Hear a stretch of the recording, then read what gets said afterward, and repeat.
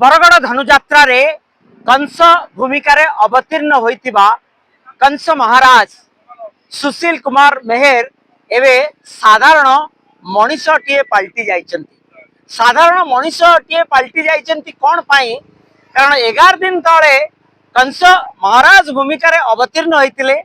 11 दिन परे जवनिका पड़िला कंस भूमिकार एवं कंस भूमिकार जवनिका परे परे आज जगतगुरु शंकराचार्य निश्चलानंद सरस्वती महाराज को निकटे क्षमा प्रार्थना कले एवं महोदधि रे बुड़ पकाई बरण होइतिबा पैता को विसर्जन कले। आज ठारो से कंस महाराज नुहंती किंतु आमे समस्ते तांको कंस महाराज रूपे एक वर्ष धरी डाकिबा। कारण जो भूमिका रे से अवतीर्ण होई जो भूमिका को से निभाई चंती एवं दर्शक विमुग्ध हो जाइचंती किंतु काल काल पाई से कंस महाराज रूप रे मने रहिबे। विसर्जन कले बरण होइतिबा एवं विसर्जन परे तांकर मनर कथा को साउंटिबा को आमे चेष्टा करिबा, अनुभूति की साउंटिबा को चेष्टा करिबा। निश्चित 11 दिन एवं आजी कौन पार्थक्य?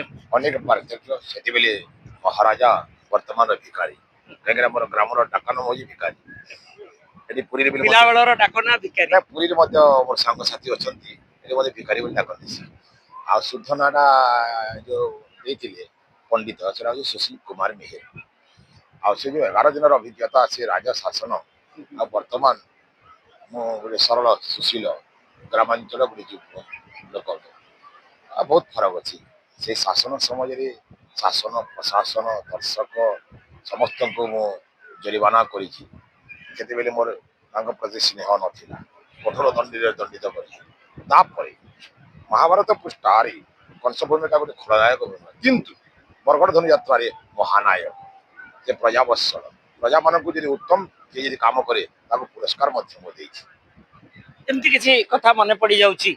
आज तो माने सितुआ सकाळे जेतेबेले स्नान कले सब महोदधि रे बोधे स्नान करी जेतेबेले विसर्जन करुथिबे पैताटाकू से गोटे अलग भिन्न अनुभूति अनुभूति जो सरकारी कर्मचारी मान को दंडित कर मते आज निजक बहुत खराब लगुच कहीं साधारण मनीष सकाल हेले मो बीपीएल चाउल खाऊँ जो राशन चाउल खाऊँ काले मो चाउल टाक काटिदेवे कि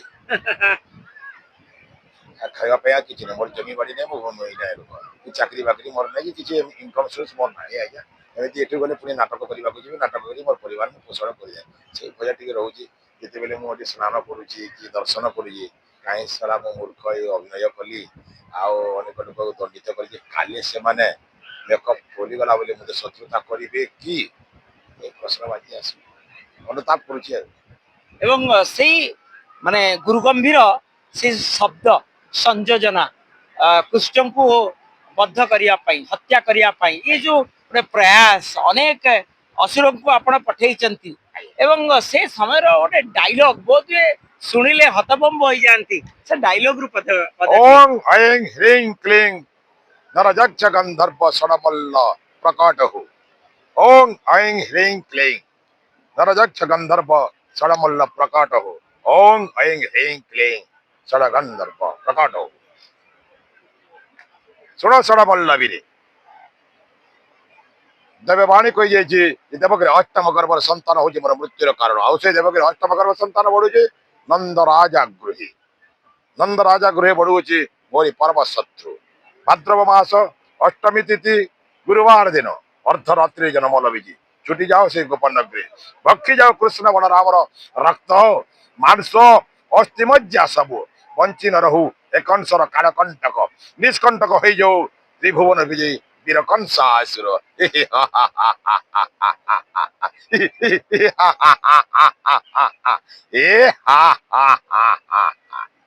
किंतु शेषरे कंस बद्ध होइचंती श्रीकृष्ण द्वारा एवं से समय गोटे अलग अनुभूति। हाँ से समय करुण रस आसी जाए ऑटोमेटिक आसी जाए दिन अपशब्द व्यवहार स्वयं लोक बिहारी विष्णु देखी आखिर लुह भी आसी मोर जिते बेले पाटराणी ପଦ୍ମାବତୀ ବୀର ବେଶରେ ସଜେଇ ରଣାଙ୍ଗନକୁ ପଠାଉଥିଲେ। ପାଟରାଣୀଙ୍କ ଲୁହ ବି ଝରୁଥିଲା ଚକ୍ଷୁରୁ। ସେଥିପାଇଁ ମୁଁ ବୀର ରସରେ ଯାଇଥିଲି ସତ, ନବଦା ଭକ୍ତି ମଧ୍ୟ କଲି, ତ୍ରାହି କଲେ ନାହିଁ ମୋତେ ଗୋଲକ ବିହାରୀ ବିଷ୍ଣୁ। ଶେଷରେ ଦଶମ ଭକ୍ତି ବୈରୀ ଭକ୍ତି ପ୍ରୟୋଗ କରି ଆଜି ମୁଖ୍ୟ ପ୍ରାପ୍ତି ହେଇଛି କଂସ।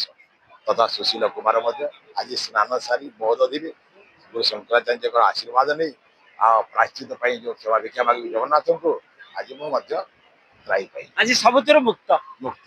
ମୁକ୍ତ ଏବଂ ବିହଙ୍ଗ ପକ୍ଷୀ ଭଳି ଆଜି ମୁକ୍ତ କଂସ ମହାରାଜ ସୁଶୀଲ କୁମାର ମେହେର। ତେଣୁ ଇଏ ତ ଥିଲା ଯେ କଂସ ମହାରାଜ ରୂପରେ ଅବତୀର୍ଣ୍ଣ ହୋଇଥିବା ତାଙ୍କର ଡାଇଲଗ, କିନ୍ତୁ ଆଜି ଜଗତଗୁରୁ ଶଙ୍କରାଚାର୍ଯ୍ୟଙ୍କୁ ଭେଟିଛନ୍ତି ଏବଂ ମହୋଦଧିରେ ସ୍ନାନ କରି ପ୍ରାୟଶ୍ଚିତ କରିଛନ୍ତି। ପୁରୀରୁ କ୍ୟାମେରା ପର୍ସନ ଗୋପାଳ ତିୱାରୀଙ୍କ ସହ ମଧୁସୂଦନ ମିଶ୍ର, OTV।